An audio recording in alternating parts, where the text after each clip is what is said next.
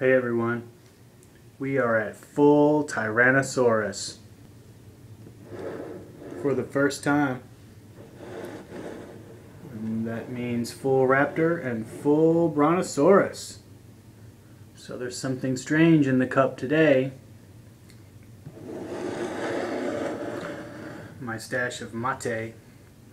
I don't have a traditional bombilla or gourd, but I like the culture of the mate drinkers. This is a pretty old stash, and it's sachets. Just 2 sachets for this mug. But it did help us get to full Tyrannosaurus.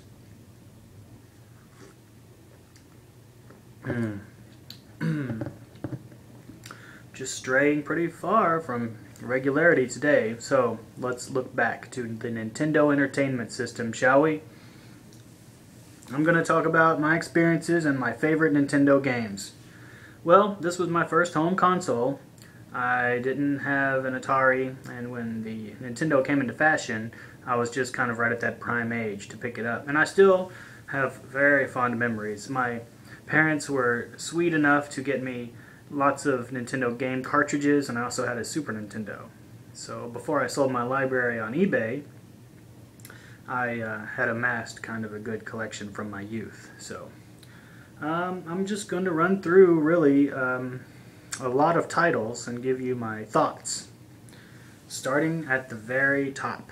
So let's get fortified with some of that mate.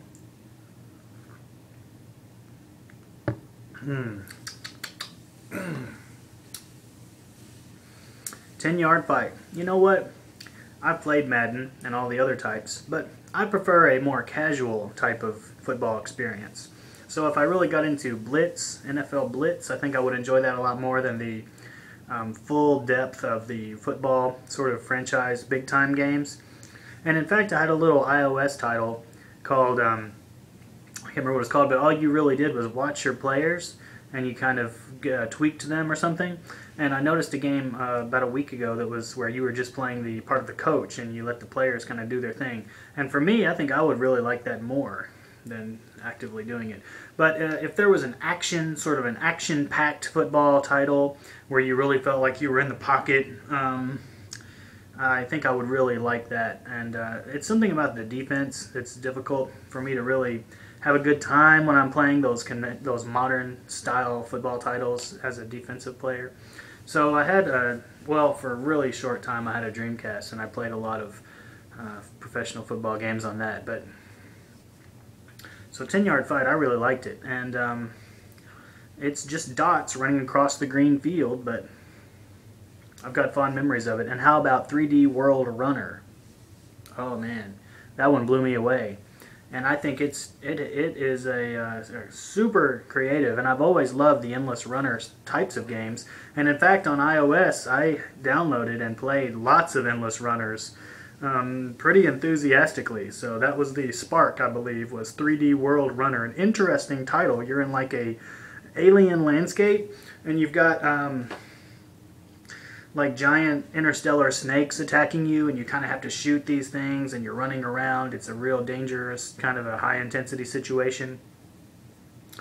How about, I think Abadox was a one of the first round of side-scrolling science fiction titles where you take the role of an interstellar spacecraft and you're shooting down the monsters or the aliens. So it had a really good front cover, I think, and I rented that one a bunch of times. Alright, moving on.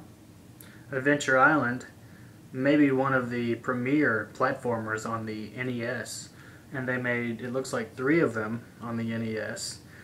Perfect controls, spot on, and they created a great environment because it was like a forested jungle, and you had your skateboard. It was a fun adventure.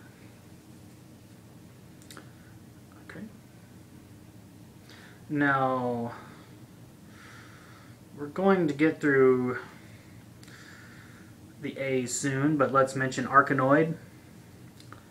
Anybody in today's age can pick up Arkanoid and still have a good time. Isn't that testament to its longevity and its superior design? It's so much fun to break them blocks. I can't really think of anything that's more casual, yet at the same time more fun. And I like the new breed of games where they give you lots more options, kind of like a lot of exciting tricks you can do and weapons. And I've enjoyed blockbuster games through the years. But, I mean, after having a foundation, a firmly built brick foundation of Arkanoid, it's hard to really get into the modern breed. Okay, well, I know some of the online personalities don't like Back to the Future, but I played it over and over and over again. And the challenge is there. It's incredibly difficult, unforgiving, but I got pretty far. I don't think I ever beat it, but I know I got pretty close. And that was from tireless trial, the labor of the Nintendo game. Sometimes, I mean, it really does feel sometimes as if you're battling to save the kingdom, and I think that the fun factor of the game has been sort of cast in a bad light, because I think that it's very fun. You really do get the sensation of jostling around and trying to escape the baddies, and I liked it. I don't think it deserves a bad rap at all. Okay, baseball is another type of sports game that it's hard to translate it well for me to a video game, sort of an entertainment product, and make me enjoy it. But Baseball Simulator 1000 got it right, because they did some unusual things by making your like the balls and the bats have special attributes. So you would hit the baseball and then it would turn into like 10 shadows on the ground, and then the player who's trying to catch it had to rely on that shadow. They didn't know what to do. And then it would also split like the ball into pieces, I think, and then you would have all these special abilities. So it was a conventional baseball game with that added twist of putting some unusual like tricks in your arsenal. Oh, I gotta mention Batman. Premier title. Incredibly fun. Batman had it all going for it. It had a really dark vibe, just like the original film, and you felt like you were Batman. The controls were spot on, and it created an awesome vibe. And for someone who see, I'm not really a comic book fan, really. I've never really owned comics, and I've not really ever really been into the comic movie franchises too much. I mean, I've seen some of the blockbusters like Avengers and some of the others, but that first Batman movie, when I was the perfect age to just really get caught up in that. So having a really, really well done Nintendo game to tie in with that franchise, there's nothing better. Well, I had it mostly on computer, but Battle Chess was a great idea, and really, for strict strategic gameplay,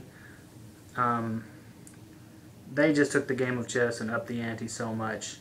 I'm not sure how violent the actual gameplay was on the Nintendo Entertainment System, but the computer version, oh my goodness. You would slay your opponents. There was so much graphic violence on that game. I guess there wasn't really sort of a board of censors or anything back then, but you would, literally hack people to bits and use magic spells to attack them. What happened was, when you're playing battle chess and you take a chess piece on the board, instead of just having the piece glide onto the other one and then the other one disappears, they would transmorph into combatants, fantasy personalities, and you would have wizards fighting, like golems.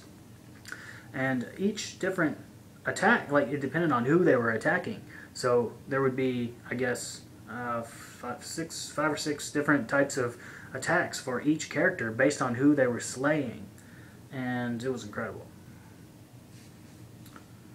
Alright, I got pretty far on Battletoads, everybody. I got pretty far on it. I didn't beat it. I know that you're climbing up to the top of the, like the girdered kind of thing near the end, and and then I think it was like a water stage that kept on trumping me. But it was like the pipe water stage, not the surfing water stage, because I got really, really good at almost, I mean, at every level. So, and I can pretty much do level 3 in my sleep on the motorcycles. So, I mean, just from tireless repetition. I wish I could say I beat it, but I didn't beat it. I don't think I beat it. Ooh, that mate's helping me tonight.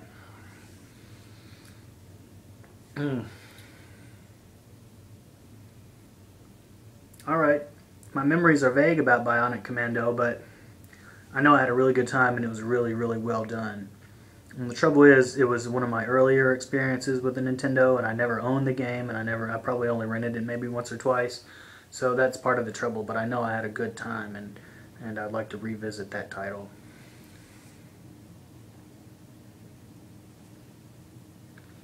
Nintendo Power, I did subscribe to it. I had almost every issue. I had the first one, and then maybe I missed like 2 or 3 issues, and then I had basically every other issue up until my probably my almost my teens, I guess. I mean, I had a big tub full of them, and eventually they got discarded.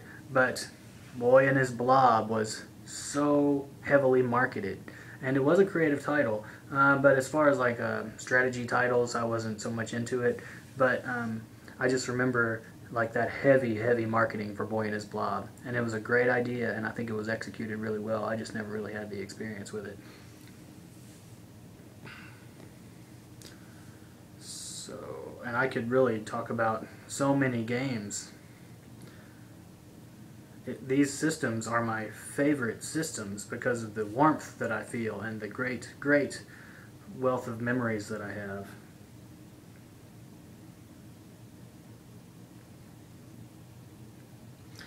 Alright, Bubble Bobble, that gets a little bit of a chat with me. So here we go. A fine title, a very good title. I think, again, this is another game that anybody today could pick up a controller and have a great time playing it. Those little bitty dragons jumping around, and such a unique experience and a lot of fun, well designed and well executed. Bubble Bobble is definitely one of the best games on the Nintendo Entertainment System, bar none. Alright, okay, Bucky O'Hare. I'm hoping that they did a Super Nintendo version, because that's probably the one I'm more familiar with.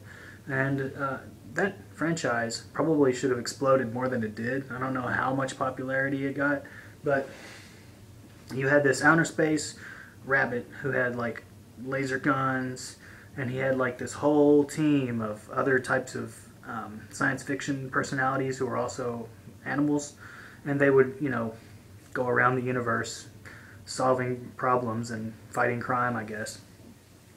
But they did some at least one really well executed home console video game, and I know that they were also, Bucky was also in the arcades, because one of my local arcades has it.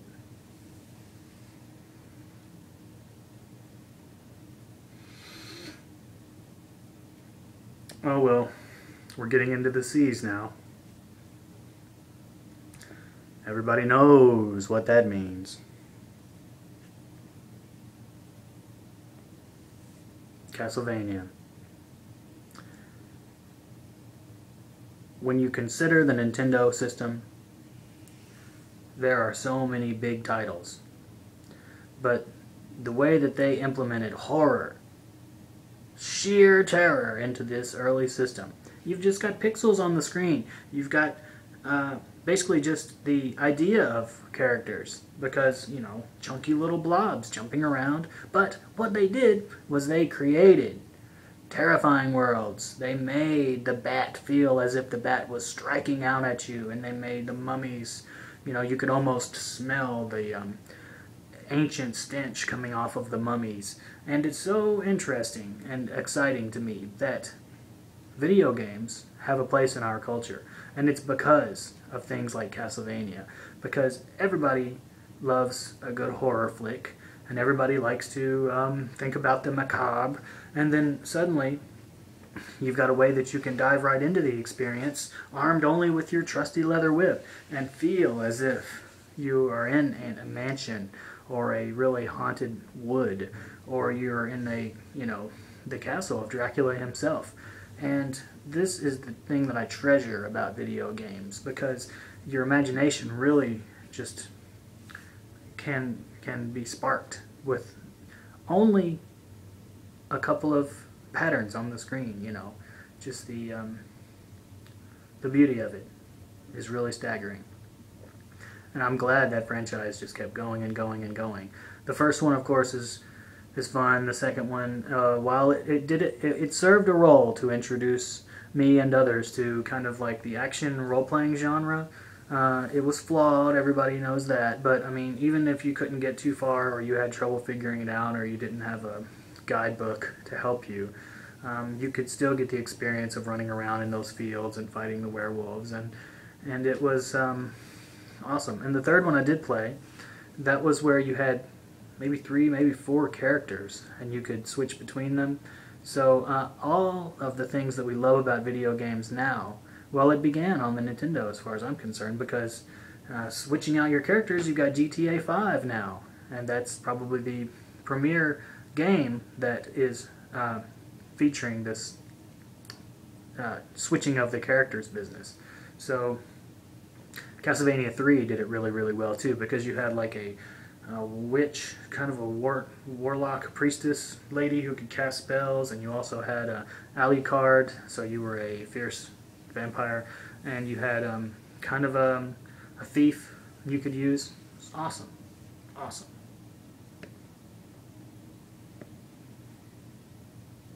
Oh, Chip 'n Dale Rescue Rangers, wasn't that an exciting title? This one, and some of the other Disney ones early, they spent so much time, worked so much on creating fun, exciting, accessible gameplay, and even today you could pick up Chip 'n Dale. They made 2 games for the Nintendo. You could pick up either one and have a great time. And I do feel bubbly and excited about it. It really makes me feel quite buoyant when I think about my early experiences.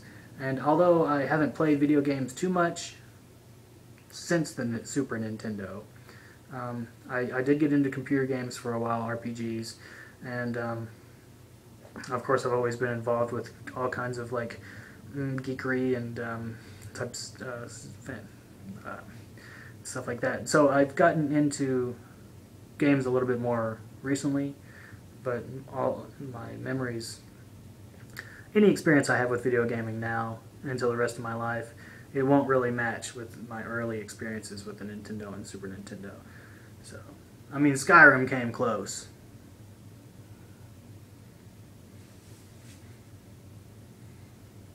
Alright. Oh, well, I never owned Contra. I don't know how that happened. Why did I not own Contra? But I played Contra a lot. At least some of my neighbors had it, and I played it, oh my god, so many times. I played Contra until I could play Contra no more, and beat it all the time. Incredible game. I didn't have Contra Force. I played it recently, but I wish I had it back then. Okay, that rounds out the C's. Okay, I'm going to, well, because my battery's about to die, I'm going to stop it here. We're at 20 minutes. And I'm going to pick up on the next video on the Nintendo Entertainment System, beginning with the games that started with a D, just like Dale. Thanks for watching.